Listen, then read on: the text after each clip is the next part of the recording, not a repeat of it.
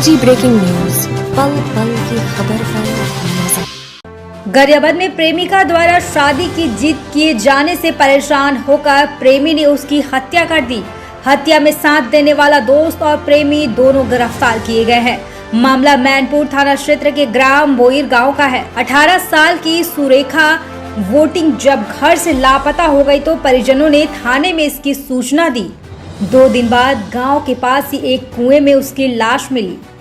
Police ने गहन तफ्तीश की तो उड़ीसा के काटेंगी के युवक बलराम मलिक और उसके एक दोस्त को गिरफ्तार किया गया।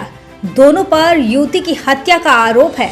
पुलिस ने बताया कि 2 माह से युवती तथा इस युवक का प्रेम प्रसंग चल रहा था और प्रेमिका प्रेमी पर शादी के लिए दबाव बनाई हुई थी, जिससे परेशान होकर प्रेमी ने उसे घूमने के बहाने अपनी बाइक पर बैठा ले गया और पहले रेप करने के बाद गला दबाकर उसकी हत्या कर दी और लाश कुएं में फेंक दी। आज गिरफ्तारी के बाद युवक को न्यायालय में पेश कर जेल भेजा गया है।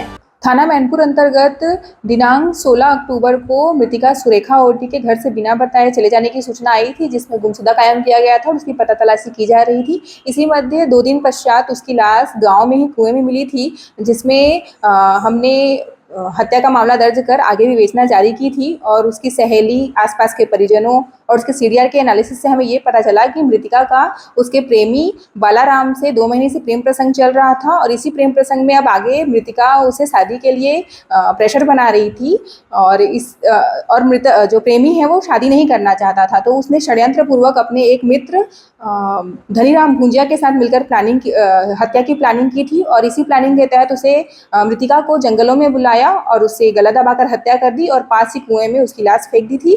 दोनों आरोपियों को गिरफ्तार कर लिया गया है और आगे विवेचना की कार्यवाही की जा रही है।